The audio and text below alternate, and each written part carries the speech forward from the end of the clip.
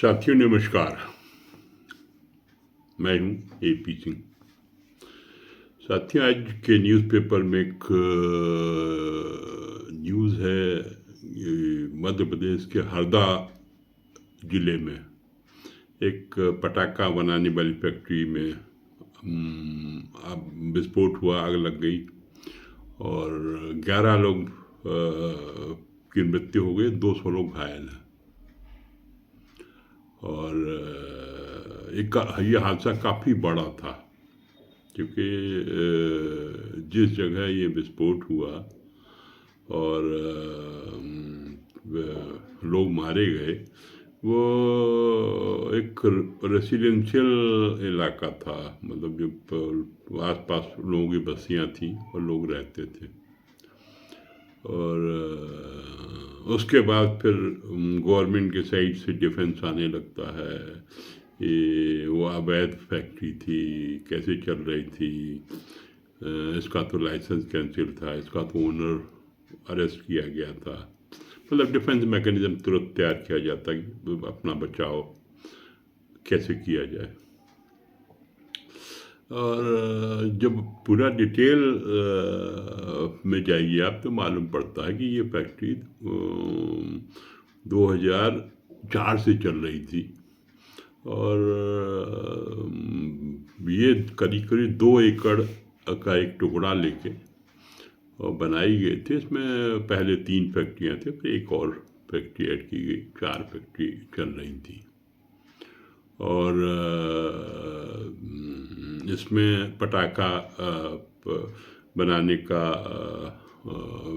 काम होता था। और ये जान के आपका आश्चर्य होगा कि इसमें करीब करीब 300 लोग काम करते थे, 300 लेबर। और 300 लेबर का जो संख्या होती काफ़ी बड़ी होती है। तो ये कहना कि साहब अवैध थी, कैसे चल रही थी, ज़िले के अंदर थी, हरदा ज़िले के अंदर चल रही थी। और इसके बीच में इसका लाइसेंस कैंसिल हुआ है, 1-2 बार सील हुई। लेकिन ये बिल्कुल सत्य वो है कि ये रेसिडेंशियल एरिया के अंदर और विस्फोटक एक्सप्लोसिव का काम हो रहा था। और जबकि जब भी कोई ऐसा लाइसेंस दिया जाता है तो खासकर पटाखा का हो या कोई भी एक्सप्लोसिव जिसमें बनाया जाता है, वो हमेशा एक ऐसे एरिया में दिया जाए जहाँ पे आसपास बस्ती ना हो। लेकिन उस समय 2 एकड़ में फैक्ट्री का निर्माण हुआ, उसकी परमिशन भी दी गई और परमिशन देने के बाद वहाँ पे 300 लोग काम भी करने लगे। तो पूरे मामले को अगर आप कायदे से देखें कि इतनी बड़ी घटना जो हुई है, और आप थोड़ा सा डिटेल में जाएंगे तो आपको मालूम पड़ेगा कि करीब करीब 500 मीटर की विसिनिटी में जो ब्लास्ट साइट थी और उसके जो टुकड़े उड़े या जो उसके आसपास जो इसका इम्पैक्ट गया, 500 मीटर से ज़्यादा के एरिया में गया। अब 500 मीटर का रेडियस बहुत बड़ा होता। 500 मीटर के रेडियस में उसके जो टुकड़े गए, वहाँ लोग घायल हुए हैं, मकान गिर गए, जो जहाँ जिस साइट पे फैक्ट्री थी वो करीब आधी से ज़्यादा डिमोलिश हो गई। तो इतनी बड़ी घटना होने के बाद फिर उसमें लीपा पोती करना, उसमें डिनाइल मोड में आना, ये बहुत शोभा नहीं देता है। और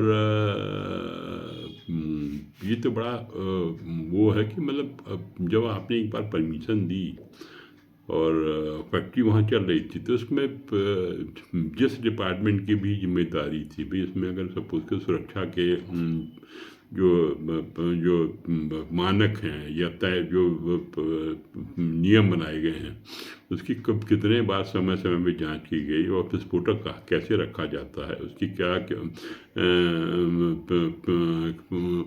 उसके बचाव के लिए आप क्या क्या प्रिकॉशन ले रहे हैं, उसकी अगर समय समय पे सुरक्षा जांच की जाती और डूज एंड डोंट्स बताए जाते कि भाई आपको जो विस्फोटक रखा जा रहा है उसको कैसे आप सुरक्षित रख सकते हैं, कैसे उसके आसपास के एरिया को सिक्योर कर सकते हैं, तो इतनी बड़ी घटना नहीं होती। असल में हम लोगों के यहाँ जब भी कोई घटना हो जाती है तो उसकी लीपा पोती का काम स्टार्ट कर दिया जाता है। तो मैं सभी लोगों से ही अपील करना चाहता हूँ। मैं MB राजपूत सिक्योरिटी सर्विस अभी दिल्ली से बोल रहा हूँ कि एक तो जब भी कभी ऐसी परमिशन दी जाती है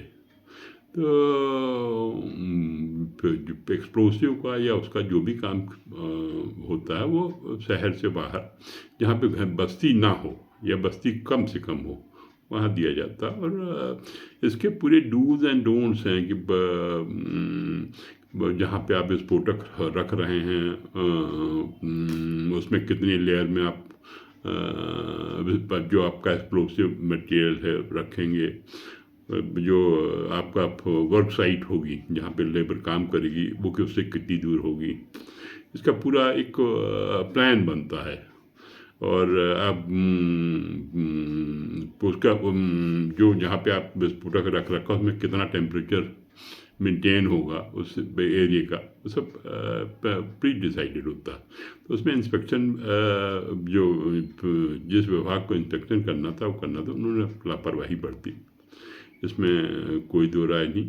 तो इस ऐसी घटनाओं को रोकने के लिए जो सुरक्षा के जो डिपार्टमेंट है या जो भी उसके लिए जिम्मेदार है उसकी जिम्मेदारी तय की जानी चाहिए कि समय समय पर अपना जो उनको कार्य दिया गया है उसको कायदे से वो करते हैं, जिससे इतनी बड़ी दुर्घटना सामने ना है। और मेरा ये YouTube चैनल अखिलेश सिंह के नाम से, इसे लाइक करें, सब्सक्राइब करें, जिससे आगे भी मैं आपकी सेवा करता रहूँ। धन्यवाद। जय जवान जय किसान।